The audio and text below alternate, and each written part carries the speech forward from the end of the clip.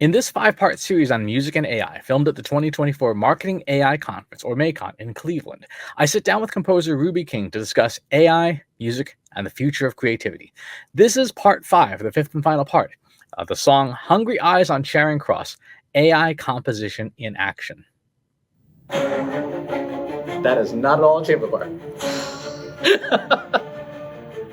Let's see what it does on you.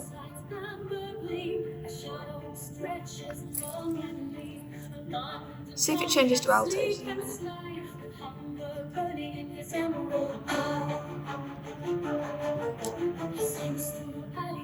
Nope. Slightly different. Not different notes, no. That is a fail. Yes. If I submitted that, I would be nope.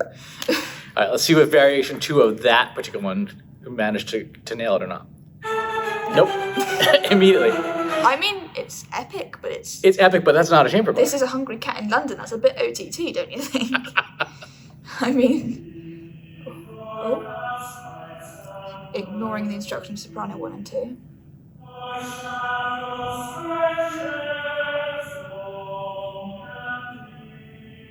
That's acceptable.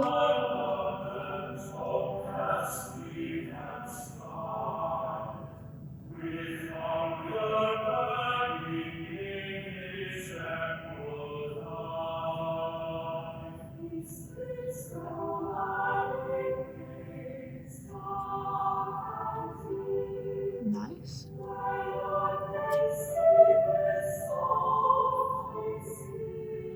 Some of the harmonies aren't quite.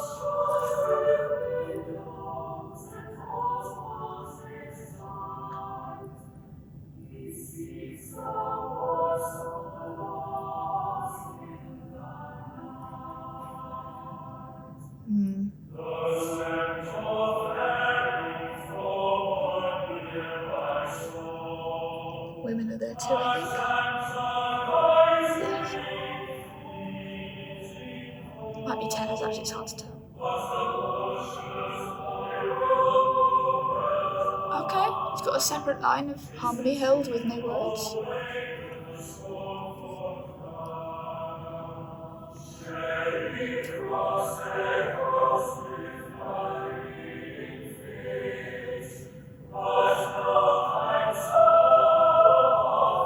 Ooh, that was interesting. Audio clipping, I think it was.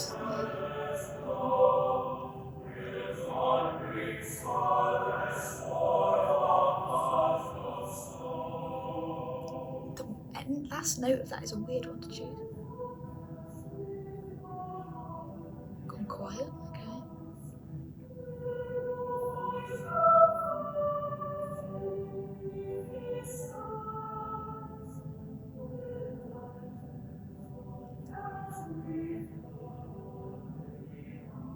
Which line are we on?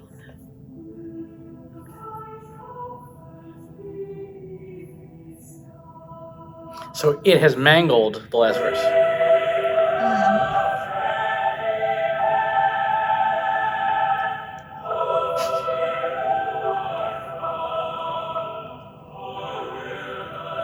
It is no longer following the lyrics. It did follow word painting of that bit. I'm not sure what it's singing now. I've not. Oh, there's more.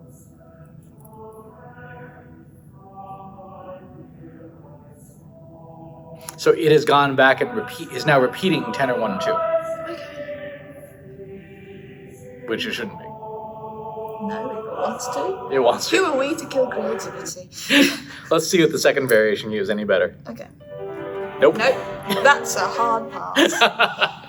So out of 4 variations, it didn't even get the genre right for 3 of them. That's a tricky thing. Also, it completely ignored when it was told brass and soprano, Yes.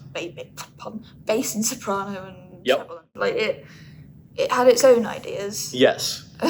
So obviously it still has a bit of a ways to go, but that's the process for building that. And with a tool like Suno, you have to do a bunch of candidates so that it eventually gets one of them right. But to your point earlier, it's You would not have paid a musician to make that song. People frequently do. Really? They do. Yeah, so there's a lady who came to our university not too long ago. I first saw her because I went to a Royal Albert Hall performance in London, and that was sort of music for royal occasions, because it was around time of big royal occasions, and we thought, hey, it'd be great to hear that kind of thing in a big hall. It was a lot of very famous music, and like Zadok the Priest, which is quite an important, famous one.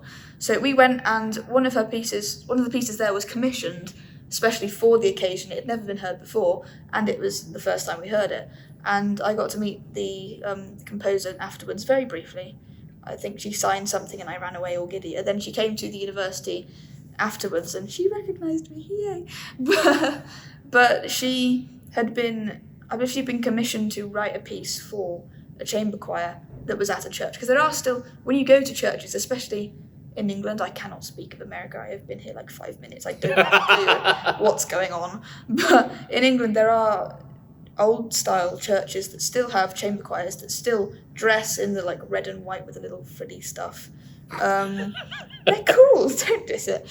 And they still sing. And there's still sometimes gender requirements for like, not always, but sometimes there are still, I think, yeah.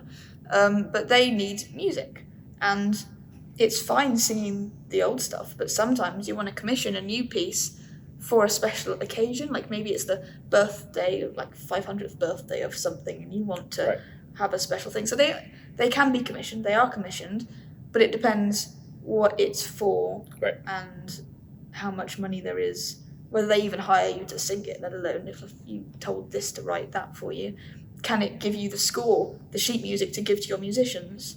Because at the moment, I think the answer is no to that. The answer is this tool cannot. You can use other tools to decompile it.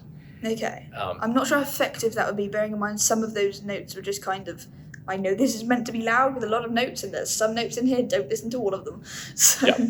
No, I meant it's unlikely someone would write would commission a song about a hungry cat just for fun.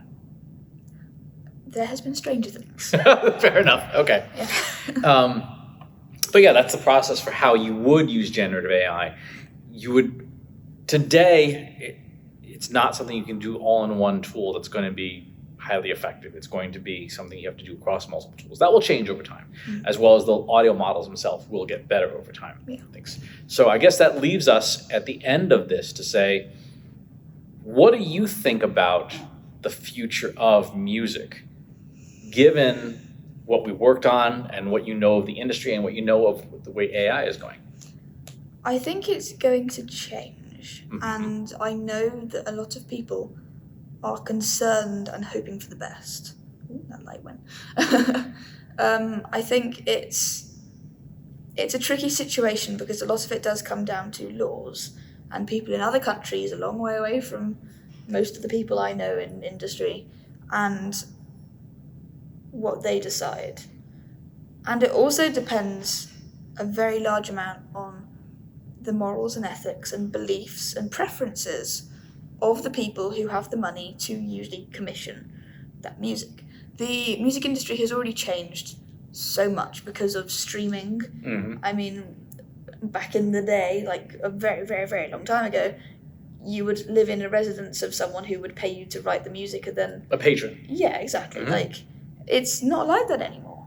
Like back in my day, not quite, but like, that was the way it was, and now that's nearly unthinkable. I can't think off the top of my head of anyone who's in that particularly great situation, but streaming has changed it, and streaming pays so little that it's a real problem and it can't continue forever. But where it changes, is it going to change in favour of musicians and giving us a fair cut of what our work is worth? Or is it going to change, we didn't need you anyway, AI will now be what we have, and we will invest all our money in improving AI rather than in paying you enough money to incentivize you to write good music?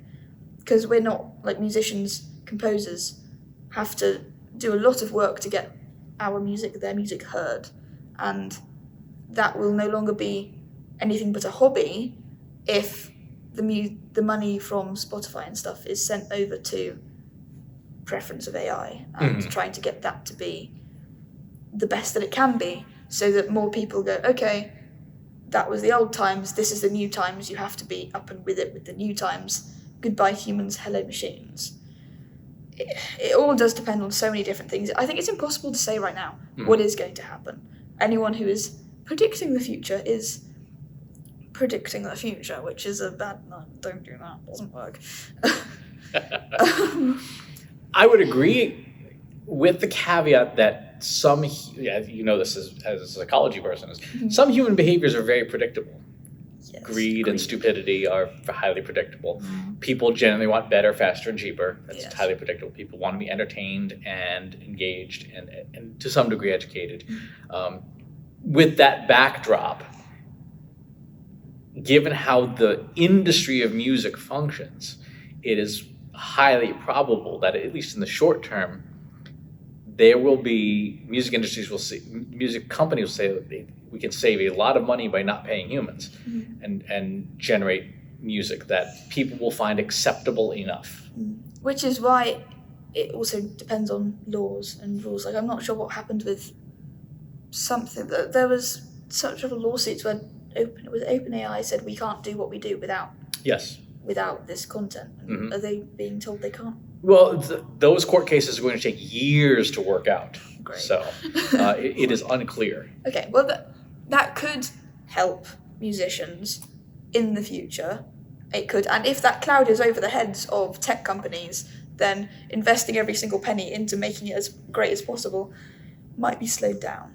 Because if there's a possibility that all that money is wasted, then greed dictates that money being wasted is bad. Right. So for those independent companies, that's true. What is probable is that it will hyper-concentrate into the tech companies that have the legal standing, Google and Meta, as the company's like, hey, you're using Instagram and Facebook and YouTube. You gave us licenses, so here's our models that are now the best-in-class models because we have the legal standing to say, you told us we can make derivative works of your stuff. Yes. Yeah. Well, with greed, the music industry has got so much greed in it already. It's infested. It's really a difficult thing to get into, especially for minorities or anyone but the usual, which I don't have to explain. So, like, it's hard enough as it is, and then you add in all these other things, and it's like things are only going to get worse. And I would like to say until they get better, but I'm not sure you can predict that either. No, we cannot. No. All right. Well, thank you. I appreciate your time for this series. We're going to publish this as a series because no one's going to sit through 90 minutes of this. How dare you! And thank you very much. My pleasure. All right. We're done. That concludes our series. I hope you found it helpful and useful and would love your feedback about your thoughts on AI, music, the ethics of using AI, and so on and so forth. You can leave a comment below, send an email, drop a DM, whatever. You can find Ruby on LinkedIn. Just look for Ruby King, the composer. Thanks for tuning in. I'll see you on the next one. If you enjoyed this video, please hit the like button. Subscribe to my channel if you haven't already. And if you want to know when new videos are available, hit the bell button to be notified as soon as new content is live.